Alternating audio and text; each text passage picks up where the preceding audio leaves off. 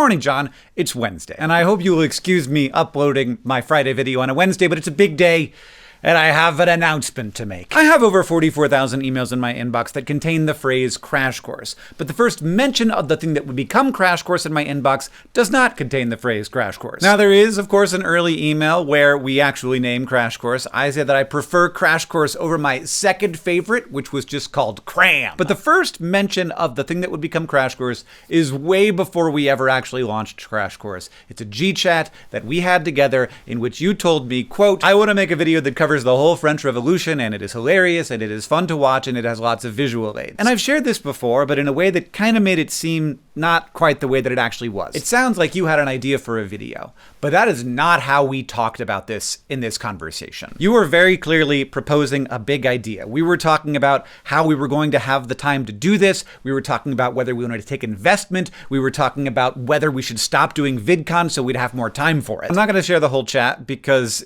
we say a couple of mean things about people that are fine. And there's also quite a bit of colorful language. But as we're trying to figure out how to fund this idea, how to have enough time to do it, you say, and this is a quote, the ideas interest me ultimately, not the payoff. I offer up the $20,000 that I had just made doing some affiliate marketing work. You say that you'd take 10,000 of it, and that becomes the initial test episodes of Crash Course. And that becomes the seed of Complexly. And because of a later grant from YouTube, we never had to take investment. And until January 1st of 2026, we owned 100% of it.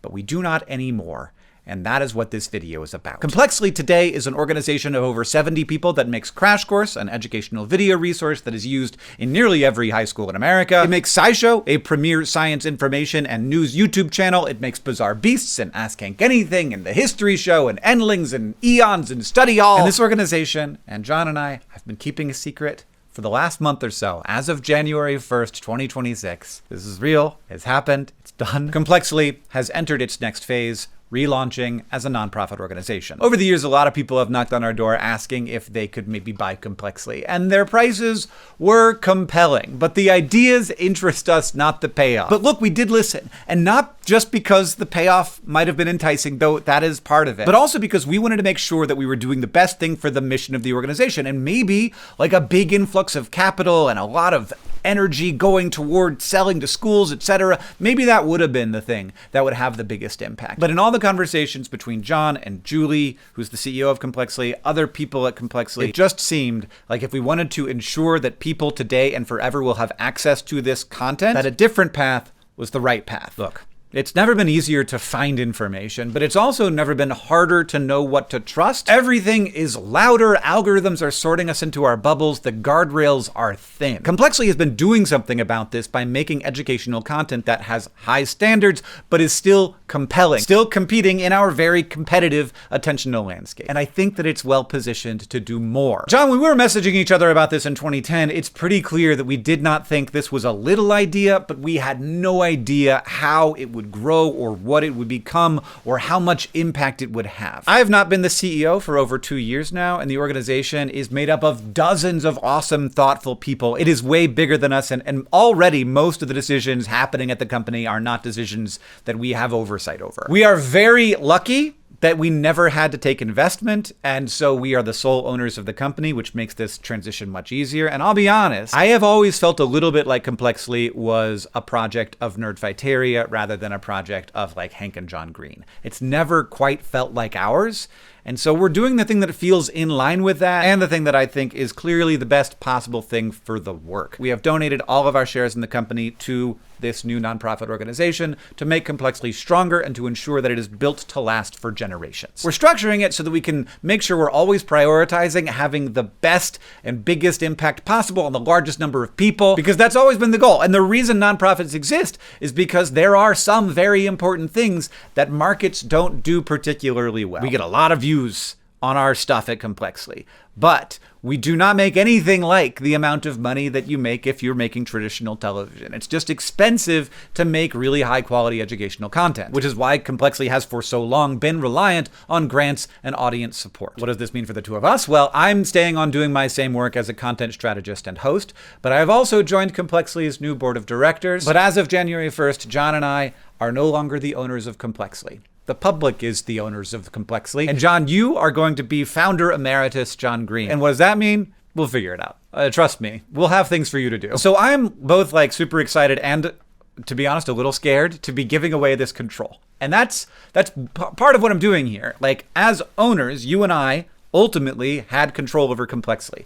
And now we won't anymore. And that feels scary, and also it feels good. But also I'm just excited because I think that we're going to put together like a very cool group of people who will be great to hang out with and will be amazing stewards for Complexly. I am very proud of Complexly. But one of the things I have been most proud of is that it has been a business that has always sought to add far more value to the world than it captures. Any normal company in this position would have figured out how to leverage this success into a premium subscription platform or a learning management system or sold itself to an ed tech company. And we thought about doing all of that stuff. But every time one of those opportunities came along, it just seemed quite clear that Complexly would add more value to the world if it just stayed focused on what it was good at and open to every teacher, student, parent, and learner with an internet connection fast enough to stream video. In that world, we would still be creating the value, and in fact, we would be creating more value. We just would be capturing less of it. But from that very first conversation, it was very clear, and this is just a true thing, that the ideas were more interesting than the payoff. And yeah, that is more the model of a nonprofit organization than a for-profit one. And I have to say, just like a nonprofit, none of this would ever have been possible without audience support. For years, people have given money through our Patreons, the Crash Course Coin campaign, the Learnathon, and SciShow fundraisers to make it possible for us to invest in great content that reaches a lot of people. People have knowingly given that money to a for-profit company with no tax deduction for years, and it's become a huge and important source of revenue. So thank you so much for that trust and for that money. We have tried very hard to be worthy of it, and John and I have not taken profit distributions from Complexly for all of that time. We've either saved that money inside of the company or distributed it to the team as a bonus, and we are also donating all of Complexly's saved money in its accounts to the new organization along with our shares. But now, donations will be tax deductible, and if you would like to be a part of the founding of Complexly as a nonprofit, and you might have a fair amount to give, I have put my email in the top of the description. Yes, that's my actual email address. Please treat it kindly. I've heard that one of my responsibilities as chairman of the board is to help drum up some larger donations, so just doing that. But Complexly has always thrived on donations of all sizes. So you can go now to complexly.org. That's right.